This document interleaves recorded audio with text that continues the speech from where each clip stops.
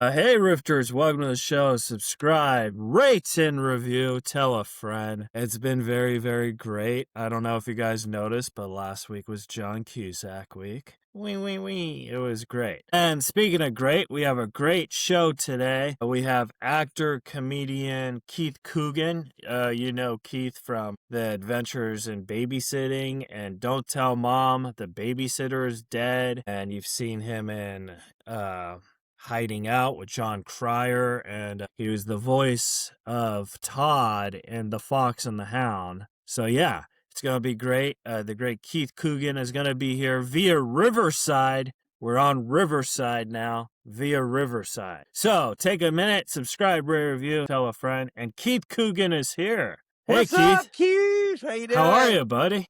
From Hollywood, California, welcome to Reza Rifts with your host, Keith Reza. I'm fantastic. Better now I can see your face. Oh, yeah.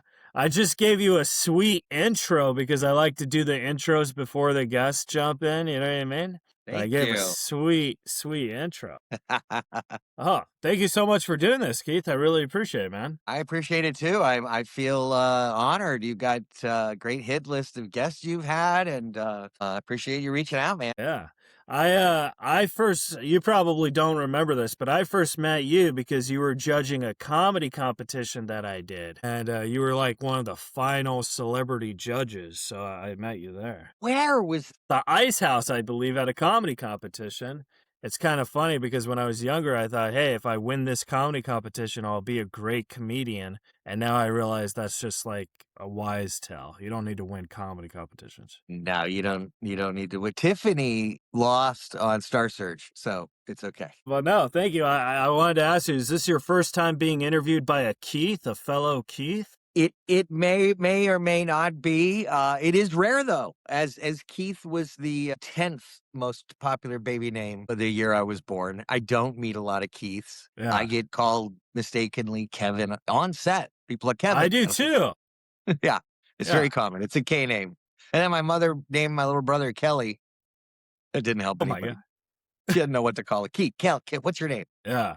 Do people ever, like, when they text you, sometimes misspell your name, like K-I-E? There is no Keith in the history of the world that spells their name K-I-E-T-T. I'm just telling this for all of your listeners. All of the one, if this gets forwarded and passed around, yeah, we can help all of the Keiths. I have yet to meet a K-I-E-T-H, and yes, it is. It's funny. It just.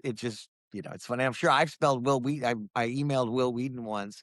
I said, hey, Will. And he goes, I only have one L. And I'm like, felt like a heel. But no, it happens to me all the time. So I just wanted to see if, like, a fellow Keith had that problem because I was like... Absolutely.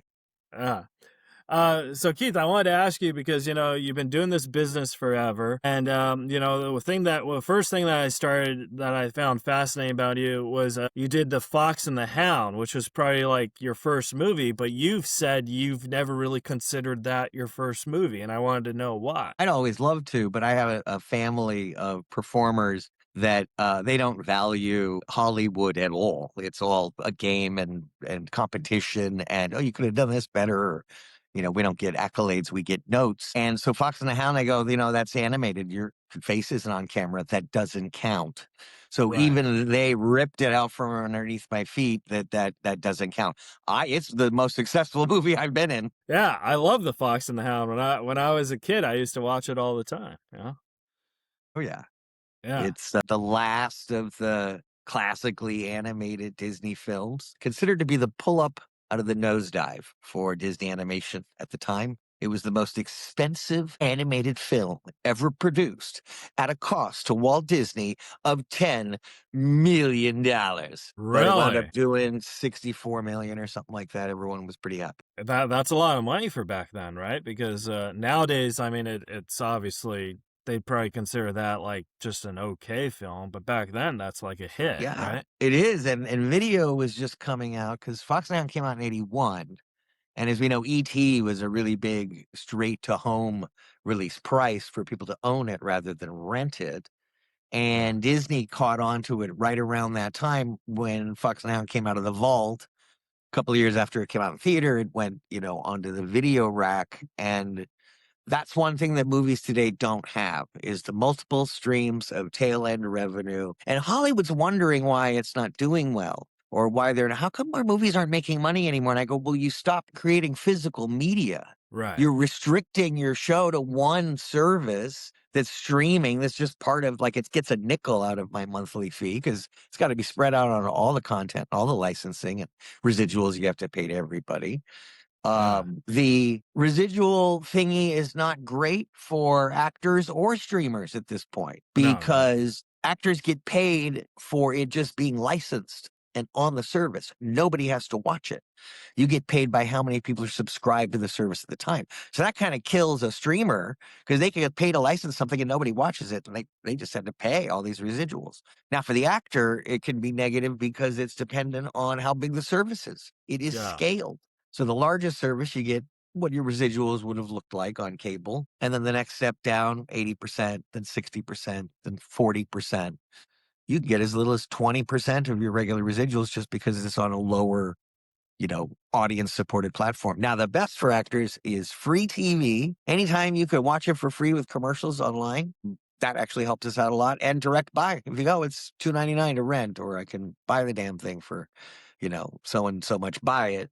The actors see more of that money. But a lot is changing, and I don't think people have fully realized all of the things that have changed when they've changed the distribution model to kind of purely digital now. It seems like every studio should have a vault like Walt Disney, right? Re-release movies after 10 years in the vault, right? Sure.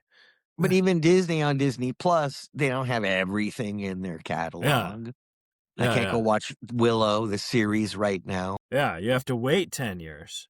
It's gone. Well, no, it might not ever come back. Studios are doing these write-offs where they go, they write it off, and then they destroy all of the masters and all the hard drives of it, and they never release it. And they just write off, like the Wile E. Coyote. There was a Wile E. Coyote movie that Warner Brothers had done, kind of like that Batgirl movie that they wrote off for $90 million.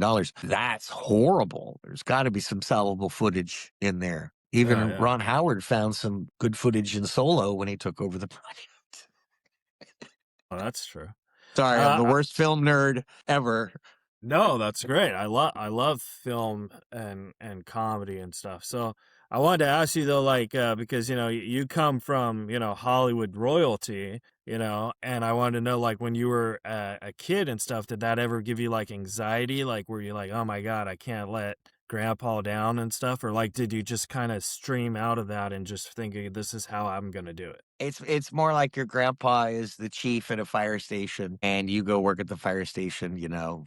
He's around. He's not there where you're rolling the hoses or out on the scene, but you definitely feel his presence. And there's more of an expectation of all the things that people think are like anything that isn't the charisma part. All the preparing, getting ready, researching, preparing your clothes, being on time, being rested, researching the people you're working with. All of that stuff was what was really focused on more. And then they trusted that we all just had shtick or a charm or a smirk or a smarm. So it was more about the business of Hollywood than the performing part of it. The performing part of it, we're like, we all entertain each other anyway. Yeah. All right, cool.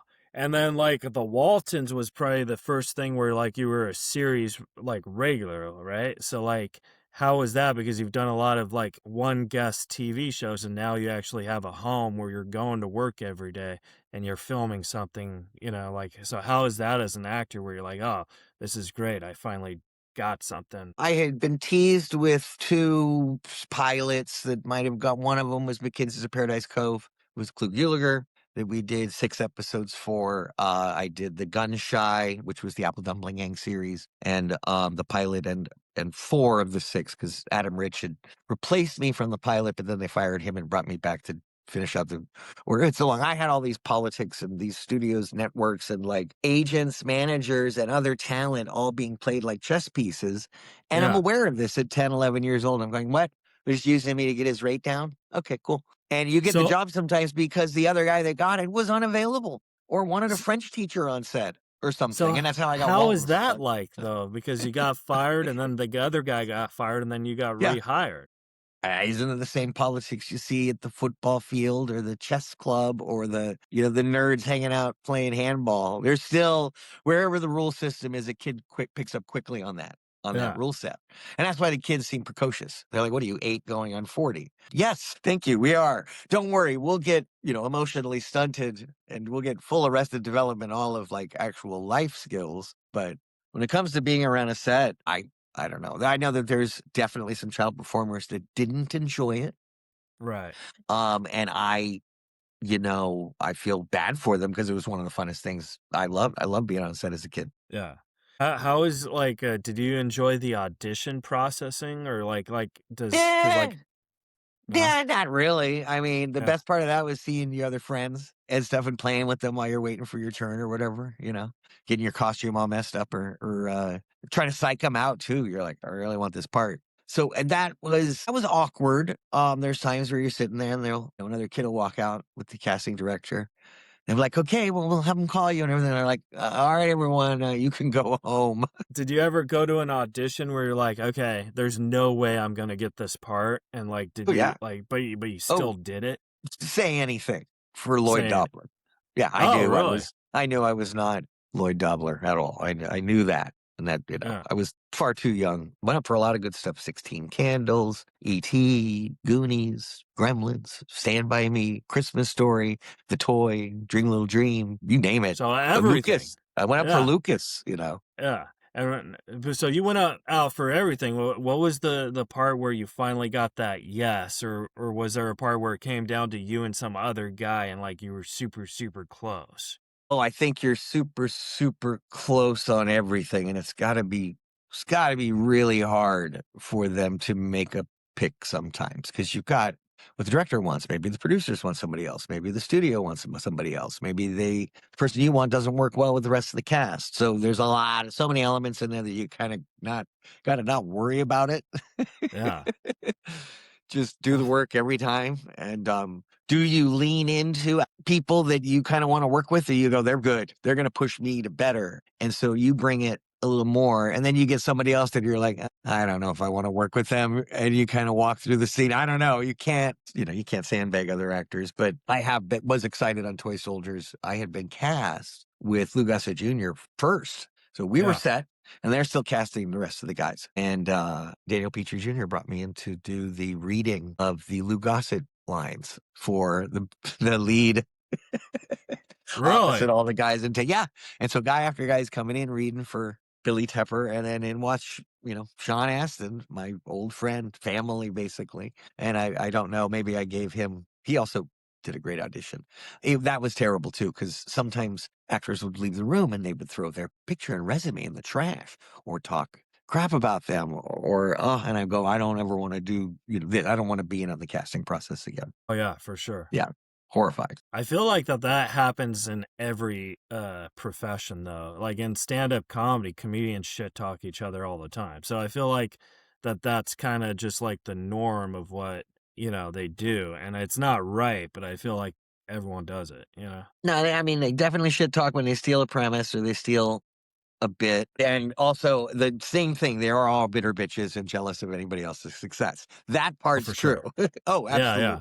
Actors, it's a little more known. It's very easy to make fun of an actor anytime they spoof an actor on movies or TV. It's just so easy because it's all true. They're terrible narcissists and only think about themselves. And their character, they have to. They have millions of dollars at stake. And the new mansion in LA is now getting taxed extra because of the mansion tax. And their chef wants more because the organic food costs more. And your trainer wants more because now they figure out through the app that 1099 and they've got 10 people to support. So a lot more pressure than the character actor who somehow made it through kid actor to adolescent to just loving working on a set anytime I get a chance. Yeah. I am not trying to be the next Ricky Schroeder or River Phoenix, or at the time it was like a big deal to try to be on a hot series or star of, some big movie. And my family was more of the don't get hot because you could go cold. Audience could tire of seeing you. They were more the character actor, the, troubadour, the journeyman, just workhorses. They're like, keep showing up for bit part to supporting player to lead. My family just said yes to every job. It seems like you enjoy being like the supporting guy better though. Like it seems like that's your Yes. realm where like you could do more damage. Well, yeah, you can't steal the scene if you're in every scene. Yeah. You have to come in. I'm really, audiences, now the writing's terrible and Netflix gives us notes to even Matt and Ben of like, have the protagonists repeat their goal every 20 minutes because people are on their screens. They got half a screen. And so I'm good at characters that have to come in, set up the world, give a lot of exposition. Hiding Out is a great example of that. Oh, I loved Hiding Out. I love ensemble pieces where I can lay back with a sniper rifle and come in and, pop in with like toy soldiers or cousins. But yeah, Hiding Out, you talk to John Cryer, man. Oh yeah, I love John. I liked Hiding Out because his hair was so goofy. Yeah, like it was you got to do blonde that and for then real. You got to dye it for real. They shot the movie in sequence so they could dye it. And they're like, all right, are we covered for everything up until the point he does his hair? They're like, yep. And they did it right there at that gas station and they did his hair. That was But- because he had a baby face and he's, the joke was that, well, it was both a joke and it was true that older people play the teenagers, 20-year-olds play teenagers. And Grease was the worst offender. They're like, we're just screw it. It's fine. Soccer Chaney's fine. Go ahead. But, it's tough when you work with kids. That's the problem. That goes back to the Coogan Act. It goes back to all the laws that are different if you're under 18. So Hollywood would rather, it's called 18 and over. The role they look for 18 and up, even if the role is 15 or 16. Yeah. Specifically look for you should be 18 if you're auditioning because they don't want to deal with flying out the parent too and paying for a set teacher and limiting the hours they can work with the performer. Yeah. And you kind of fell into that with Don't Tell Mom the Babysitter's Dead, right? Because weren't you over 18 when you got that role? I fell under it under Adventures in Babysitting. Did you really? Yeah, even though I was only 16 when we started filming. Yeah. I had graduated high school. And under those rules, I don't need the set teacher. I didn't need a parent traveling with me. I worked as an adult, basically, while Anthony Rapp and Maya Bruton did the schooling. We even had a little double for Maya Bruton, a local Canadian. Sarah, look, Thor. That was the heart and soul of the movie. Mighty God of Thunder, eh? Yeah, man. How is that though? Because you do that with Elizabeth Shue, who at the time, she's gorgeous and stuff, and you're an actor, you're working with her. Like, did you ever like I don't know how to ask this, but did you ever like fall in love with her? Because like your character kind of has a crush on her. Oh, did you? Yes, during rehearsals, and I'm like, oh God. So I asked her out to dinner at the hotel. Oh, you did? We go and we're eating dinner, and it was more, let's talk about the parts, the job we're about to do. Right. But then I go in there and I know I'm going to get a big fat no because I know she's 23. I know that she's got a boyfriend. I'm like, there's no way. I don't think I'm even 17 yet.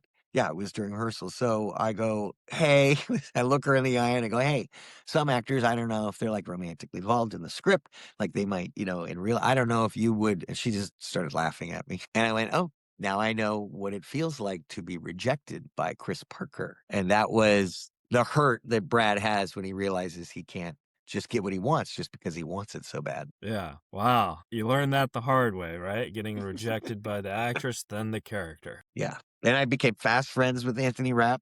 We'd ravage all of the arcades in the area. Him and I, and also Maya and her mom and sister would go to the world's biggest bookstore. Our hotel was right near it in Toronto.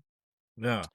And what a great experience, great crew from the writer, David Simpkins, to Chris Columbus, our great producers, our late producers, Deborah Hill, Linda Opes. Everything came together on Adventures of Babysitting, and I think it's a wonderful picture. Oh, it's great. I wanted to ask, like, in these films, like I guess the babysitting films, like the Don't Tell Mom and then Adventures of Babysitter, you have a lot of funny lines. I was wondering, did the writer, I guess it's more of a writer thing, did he like kind of give you his blessing to improv on some scenes, or did you ever improv on scenes? So for Adventures in Babysitting, we had 2 weeks of rehearsal where we workshopped the scenes, would get it on its feet, have whoever local Torontonian was there that could come in during rehearsals too and play with us, or any actor that was in town. Basically, Joe Gipp was in on them, the car thief, and we would run them over and over and over again, and we would do them loose. We would start improvising. We would play. We would try to, pound out any like awkward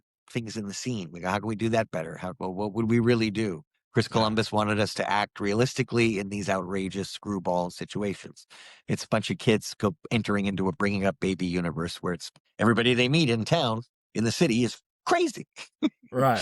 They're absolutely bananas. And so when we would rehearse and we would improvise, like I came up with could you just drop us off at a mall? Oh And my God. Calvin Levels came up with a mall.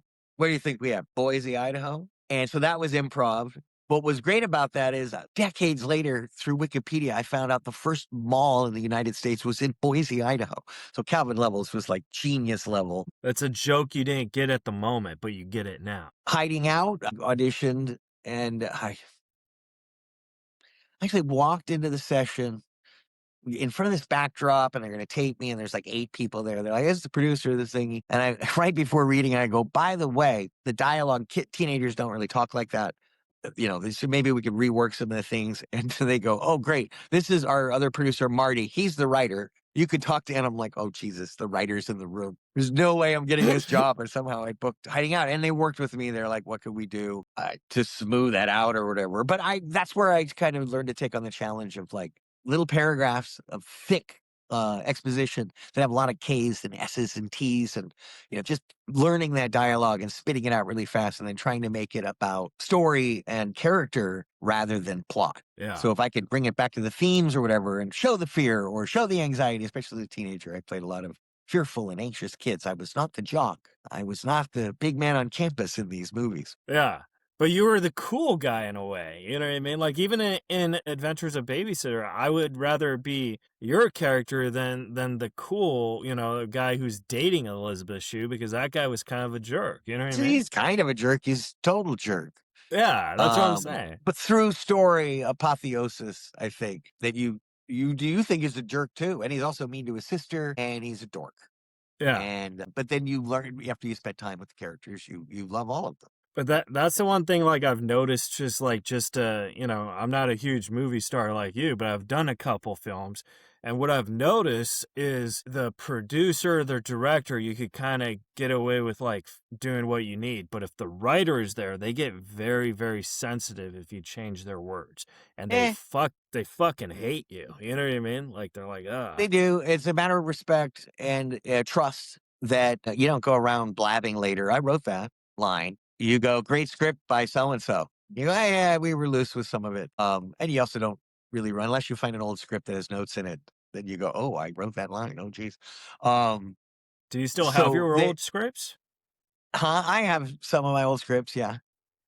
Do you ever look back and, like, be like, Oh, yeah. We just did a big move, so I was going through that stuff and found them, and good memories. Really, it was all the same work and the same process for each. Learn your character, learn your lines, be there, show up at set, stick out the long days and try to, and you're just a little part of this really big machine kind of a thing. But then this whole big machine is just focusing on you for little bits at a time, on your take, on your shot, your close up. Yeah. So that it's, very, very, very enjoyable. I can't explain it to people where I don't think our family acted for career or like, well, this is going to give me another job or they'll love me because of this. We just wanted to make the audience laugh. That's our success. We could pull it off. I pulled off this awkward prop thingy and the timing, and I did a look and I get my laugh. And it was like, I had to do like, Mary Lou Retton gymnastics to do that moment. And there's a lot of technical stuff in there, but when you pull it off, the magic trick is you make it look like this character's, falling apart. I love characters that are falling apart. I love characters that think they're more important than they really are, especially as I grew into an adult. I played a lot of idiot buffoon managers and things that, I love those. I love characters that is, easy to laugh at. No, I totally agree, because I feel like, for example, like when I'm like old, or like when I'm like 90 or whatever, and if I watch films with like my great grandchildren, because I'm never going to die, I'd be like, "Oh, hey, look, that was me when I was young and fresh." You know what I mean? So like they could always watch me even after I die. Yeah, but you could also age like a nice steak. Oh, that's or true. a 12-year-old scotch. There could be a wisening, a seasoning of the pan, if you will. Like, there's a lot of great insult comics right now, but I don't think one of them would stand a chance against Don Rickles in his prime. No. And also, in the past, we allowed people to enter show business in their 30s and 40s, bald and heavy. Phil Collins, Sam Kinison. Like, there was an allowance in the 80s that it was just, you bring the funny and it doesn't matter. And now, there's a big image thing that's different. That's why I loved The Voice, because it was just about the talent, their voice. Then they turn around and they go, oh, God. Yeah, definitely. I had tickets. Speaking of Don Rickles, I had tickets to go see Don Rickles like the year before he died, and I remember I sold them to my coworker because I was thinking, oh, Don Rickles, he's kind of like old now. He's probably not that zappy. One of the worst mistakes I've ever done, because she said it was the best comedy show of her life, and I was like, oh, I'll see him next year, and then the next year he died. So I was like, you know what I mean? Like, it's one of those things Fred where you Ward was also, wait, was it Fred Ward? No, one of the Will Fernwood Tonight, Waiting for Guffman. He's in all of those. God, what's his name? Willard. That's it, Fred Willard. Yeah. On or off stage, he's always sharp. Oh yeah. Oh yeah. So today they're looking for young and fresh and new, and that's what I love about the first season of Squid Game, Oh, I love Squid because Games. everybody wrote out the old guy. Everybody yeah. writes off. Oh no, it's just another. There's no way he could win. You don't realize that if you made it to 90 as a comedian, if your liver makes it to 90 as a comedian, You should probably go see him. we got, ladies and gentlemen, the only optimistic comedian. But I wish I could take that back. But when you watch stuff like Squid Games, for example, like, because, you're in Hollywood, you kind of know how scripts formats work. Like, can you predict that the old guy was going to make it, or did that just like No. mind blast you? Really? Not at all. That was mind blowing. And you Oh see my that God. from non-US sourced stories. So other cultures have different ways of telling stories. I think the United States and Joseph Campbell and Legend of Myth and Star Wars and Raiders and Harry Potter and Marvel movies, there is an expected form. The car chase at 40 minutes, 3 set piece action pieces. It's become quite predictable. Yeah. Yeah. Film has And- become quite predictable. So when storytelling kind of takes you off and you go, I have no idea where this is going. Squid Game did that to me. You're gonna think I'm full of shit, but I swear to you this is true. When I saw The Sixth Sense the first time, I knew Bruce Willis was dead the entire time, and nobody believed me. And I'm like, well, you gotta look at it. His wife is ignoring him. Like, he can't open a door. Haley Joel, even Haley Joel's mom is ignoring him. Like, it's not making any sense. And everyone says that's like the most mind-blowing movie in the world because you didn't know. It's like, I knew from the second he got shot. You know what I mean? It's so well done. I forget every time I watch it. I forget. I go, oh, that's right. I just think they're arguing at dinner. There's a comic that does that bit. He goes, it's a lot easier to believe that the wife didn't talk to the husband for a year than that he was dead all the time. The other one is, what was the other one? Oh, Beautiful Mind. Man, do I fall for it every time, because in Beautiful Mind, I'm going along. There he is. He's got the roommate. Oh, that little girl's fake. I know. Oh, Ed Harris is fake. But I forget that Paul Bettany is freaking fake too. And they get me every single time. Oh Damn you, Ron Howard. I gotta watch A Beautiful Mind. I that's one I haven't seen. It's good though. It's got a great game theory bit. If you're into game theory or nerd stuff. Yeah. I was one of the nerds in school. Yeah, Beautiful Mind is a great picture. Watch Beautiful Mind and then Cinderella Man and just be like, why don't they give the Oscar to Russell Crowe? Even if he's not in a movie this year, just give it to Russell Crowe. Didn't he win for The Gladiator? Oh yeah, and Beautiful Mind. Oh yeah, so he won twice. Man. Wow. So let's go back to Keith for a second. I wanted to ask because you start in Cheetah, but I heard that you had your choice between Honey, I Shrunk the Kids and Cheetah, and I wanted to ask, like, at the time, why did you choose Cheetah? Like, what was in your mindset of that? What's great is since that story has bubbled up in the last year or two, just through interviews and podcasts, and it's gotten printed. So it got to my mom, and my mom has kind of more contract specific memories than I did. And part of the Adventures of Babysitting Touchstone Pictures, which is Disney, is a 3-picture deal, which means that they just set your billing, your credit, your trailer size before you blow up as an actor. So when they come back and do the second or third movie with you, they've already kind of locked in how much they're going to pay you. They already got you. So yeah. So Elizabeth Shue's second movie was Cocktails. My second movie was coming up, and I was up for Cheetah. And I'd done a favor for Mike Fenton. I kissed all of the 16-year-old girls in town for the audition for Honey, I Shrunk the Kids. I don't remember being like technically really up for it, but apparently it came. Here's the offers, and they both came in at the same time.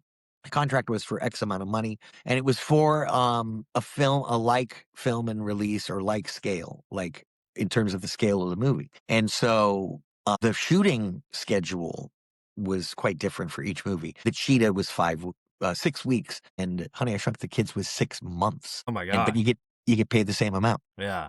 So divide it by your weekly rate, and you can take your weekly rate up by doing the shorter film. Yeah. But also, it was supposed to be, so we asked for more for Honey, I Shrunk the Kids. We go, well, Honey, I Shrunk the Kids is a much longer shoot. We went 3 times or whatever it was, whatever the number was, 2.5 or 3 times. And we wound up doing Cheetah. Cheetah opened 10th against Lethal Weapon 2 and, Batman Returns. It was a big R-rated weekend. Cost $1.5 million on the ground, was sold to Disney for $3 million. It made $10 million at the box office. So everyone in the process was happy. It's still playing right now on Disney Plus and in prisons because it's rated G and has kids and animals and wide open spaces. That's where I saw it, in prison. And I figured it out, the schedule. That's where I thought, you did that so dry. It went right over my head. I saw it in prison, in the shoe. Yeah. If I'd done Honey, I Shrunk the Kids, I wouldn't have been available to do Cousins with Ted Danson and Lloyd Bridges and Isabella Rossellini, Billy Peterson, directed by Joel Schumacher. And that was a chance to be a kid in an adult movie. Yeah. Not like adult movie, but I'd been in basically made for kid movies with a lot of kids in it. And so I wouldn't trade Cousins for anything. There's no amount of money that I could trade the experience of working on basically a European movie, but made for American audience. It was a remake of a French comedy, Cousin Cuisine. Yeah. I felt that gave me some clout in the teen actor community. Oh, he doesn't only just do teen comedies. He did like a romantic adult movie. I think that's super smart. Yeah. Actors always think about what other actors are thinking about them. And you shouldn't have to worry about that because other actors are only thinking about themselves. Doesn't matter. I think that's wear super the same smart, outfit though, day man. after day. I wish people had that mindset, though, because, you give up a movie where, that you're going to work with Rick Moranis to work with a running cat, and then you work with, a whole bunch of your heroes and cousins. So, it's kind of like it's like a 2 better deal. Not only that, I got to go to Africa and live on safari for weeks and weeks. And the director of the Cheetah, Jeff Blythe, turns out weird connection, he shot the helicopter footage for The Shining, the opening credits. Yeah, he was aerial photographer, and he did the Circle Vision movies for Disneyland, like the China 3, like a kind of a technical director. He had a great story. I just watched a podcast with him. He said he was doing internals. He was going to do a piece for Epcot or something. And they said, we want to kind of do a self-promotion thingy. And what budget do you need? And he goes, I'll need $1.5 million. And they go, you have $750,000. And he goes, damn, if I just asked for $3 million, I would have gotten my 1.5, because apparently they always just do it for half of whatever you ask for. So, but that was weird. It also meant to be the cameraman, Tom Burston, also did Toy Soldiers, friends, lifelong friends with crew on Cheetah. Yeah, and our family too. When I was growing up as a kid, being aware of the business and stuff, you'd be excited for something, and the mom would go, well, you're really close on this other project, and they conflict. So what, just take whatever. And they're like, no, there's kind of some planning, because you could make yourself unavailable for something great. Yeah, definitely. I feel like that's what people don't understand is there's always a reason about doing one. Everyone has their own path in life, and there's always a reason to that. You know what I mean? I was watching this movie called Showgirls. I don't know if you ever saw it, but it was great. And Come on, I don't know if you've ever seen it. Jesus Christ! But I saw it in theaters. Did you? Oh my God. Heck yeah. Oh my God. In Westwood, California. Didn't know it was satire at the time. I didn't realize Starship Troopers was satire. So that's why Verhoeven is so genius. Yeah. But I was listening to a podcast of the guy who was in Showgirls. His name's blanking on me, but he was in Flintstones and he's in Fallout right now. And he said that the reason why he did Showgirls, he said the script was terrible and he knew it was going to be the worst movie. But he said he had a huge crush on Elizabeth Berkley, and he said this is the only time I could get a free lap dance from her. Kyle MacLachlan, yes. Yes, that's it. So he said that's why he did Showgirls. And like that's like the greatest reason ever to do something. And why not? Absolutely. That is a valid decision-making tree right there. So Keith, I want to respect your time, but I have 5 more questions. Can I ask these real Yeah, fast? please, yes, this Oh, is great. oh. I wanted to ask you about Python because that movie, yeah, like Python. that movie, like I have this whole like I'm scared of snakes and stuff, and I find snake movies kind of very enjoyable and stuff. And I wanted to ask you, like, how was that set like? Because that was like, I mean, obviously it's not a real snake, but it's pretty scary. Ken Olant, who he is the teenager that's asleep on the cot in summer school Uh-huh. because he is a Chippendales dancer at night. Do you remember him, that character? Yeah. He has a production company, and he had like the interior of a plane, like a cargo plane. He had a few like standing sets in a warehouse, and the same vehicles would show up in the movies. Or he'd use the same cast and stuff. And along comes Python, and I'd been working on like PM Entertainment movies, really low budget stuff. We were making movies for.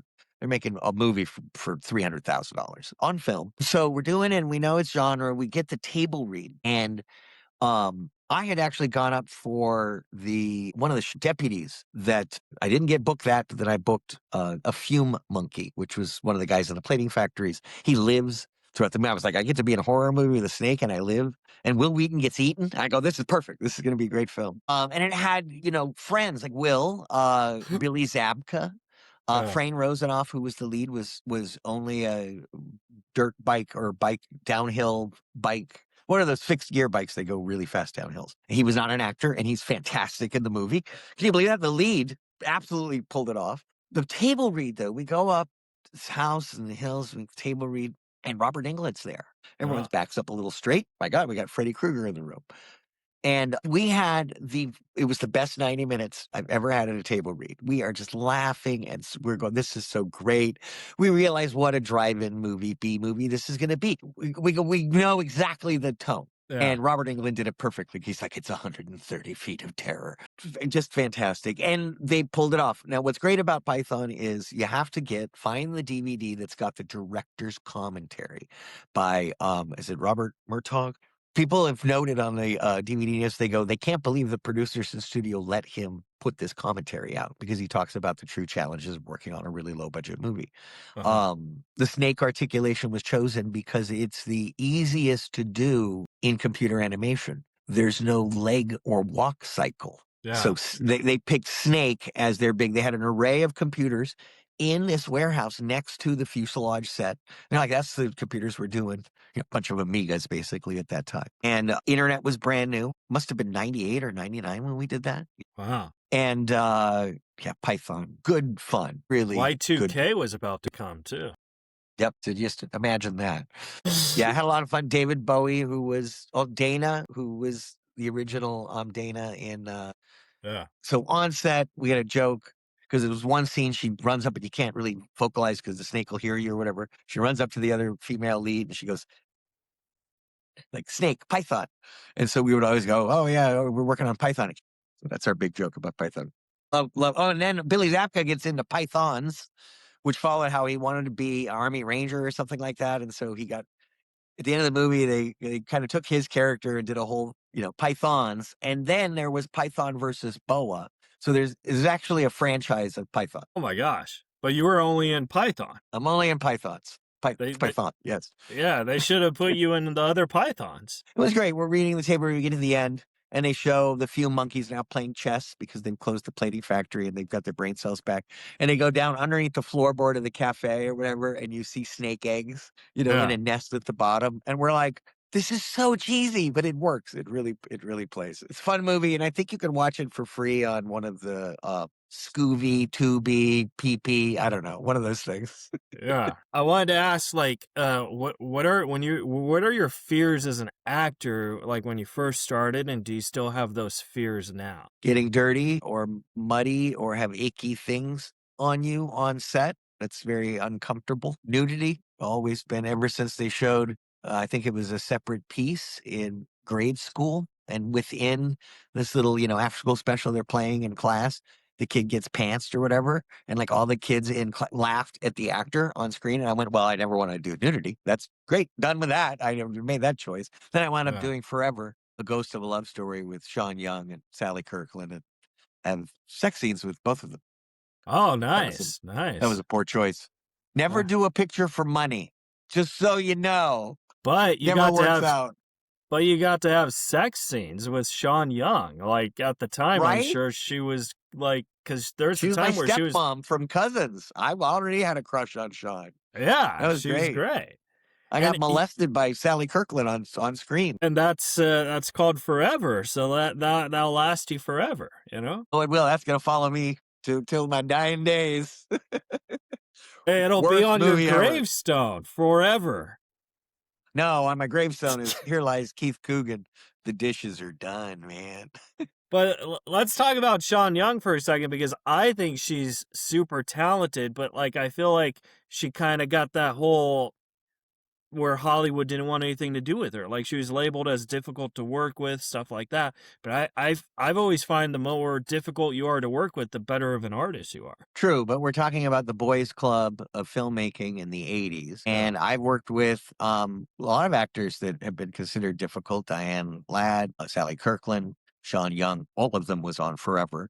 Yeah. Shannon Doherty, God rest your soul, Shannon, but you had a reputation. And what it was, the truth is, they were women that had opinions on set. Yeah. That's how they got their reputation. Because any guy actor could walk in during rehearsal and go, "Hey, maybe I don't move yet. Let me say the line here, put the wind down, then I move." And they go, "Oh, that's a great idea." But if a woman said that on set, they go, "She thinks she's the director." Right. So there was some blatant sexism. I think that, and since these are women that have been around since then, there's no problems on Blade Runner. You ever heard any problem on Blade Runner? No, you hear how Harrison Ford and Ridley Scott were at each other's throats. The studio hated it. You never hear a problem with Sean. The problem Yeah. started on Wall Street. They're doing the scene. Sean told me the story. They're doing the scene. It's at Gecko's party. It's her house. It's her party. And she doesn't have a lot of dialogue in the scene, of course, because Oliver Stone underwrote the role. So she's making the most of it, doing canapes and introducing people to and guiding people over and, helping set the shot with a steady cam and like kind of running everything, and realizes on her back is a sign that says, "Kick me, I'm a bitch," or something. Oh my God. Yeah. And That's terrible. so she goes, "Oh, I thought I was working with adults. I realized I'm working with children." And that's men when they're on a set, their egos get in line, because if they think this saw it and they see it this way, and you have to kind of roll with it. Yeah. You work with what you have and make the best of it. And so that was a great lesson. I go, "Oh, it wasn't you. It was them." Yeah. Wow. That's terrible. All right. So 2 more questions, Keith. I wanted to ask you if you could change one thing in your life on your work that you've done, like just maybe if that's the moment or a dialogue, what film or what scene would you change? Oh, I couldn't think of anything. You live with the ones I most of the time it comes from the kid actor stuff where I'd be in a drama and I'd have to cry. Yeah. And I could cry 1 out of 3 times. I was a very happy kid. They'd go get the glycerin, do fake cry, blow the little menthol in the eyes or whatever. And so there, I don't really wish it, but I know that I could have focused more and gotten into it and really cried. My grandfather was exceptional at it. He did the greatest crying scene for a child actor ever in The Kid. And it's hard to go there. Yeah. Honestly, it's really hard to go there. I have successfully sometimes, and sometimes you don't. Sometimes you nail it in the audition, then you can't cry on set. So and I don't know if I really wished it, because I'm actually really comfortable and happy doing comedies. Yeah, definitely. They say that crying for a fella is like the hardest thing to do, but I think like it's more manly if you do cry. You know what I mean? Does that all he make built sense? up societal expectations of staying tough, especially for Gen X, born between 1965 and 1980. There's a self-reliance, stay out of the way. Yeah. You don't want to be seen or heard. Children were so invisible they had to run commercials. It's 10 o'clock. Do you know where your children are? Be a man at 6, be a man at 10, be a man at 16. Whenever those commercials were playing at my house, it'd be like, "Oh, it's 7 o'clock. Do you know where your children are?" I could always hear my parents say, "Hope he's not home." My parents were so bad, I was usually in the room with them watching TV up late. And now, Keith, I'm right here. my final question for you is like, if Yes. you were, this is like a spiritual thing. If you were Ben and Jerry's ice cream flavor, and you could name yourself, and what would you be? Like, would you be Funky Keith, or what kind of flavor would you be? I love vanilla. Vanilla? So vanilla Keith Bean or something. I don't know. Coco Coogan. I don't know. I'm not good at the. I like Rocky Road is pretty good too. Okay. Rock Keith Road. There it is. Oh, that's good. Rock Keith Road. Perfect. Yeah. Or Dishes Are Done, Keith, right? And it has like all that stuff. Yep. Well, by the way, you can purchase a signed dish. I was going to say that. With Dishes Are Done, man, at my website, KeithCooganOnline.com. That website again, KeithCooganOnline.com. And that's where the folks can find you. Like, do you have Instagram, Twitter, Cameo, something like that?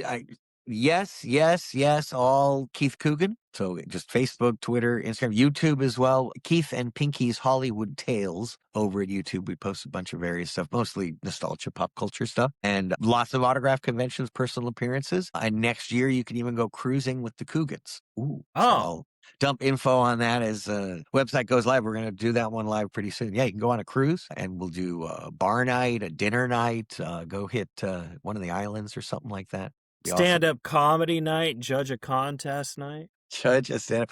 It's so hard to judge. And one of the hardest things we had that night was audience reaction was damn near equal for several of you guys. So it was hard. And, they have all the different categories or whatever to judge under. So it was like, my main thing is, did you crack the crowd up?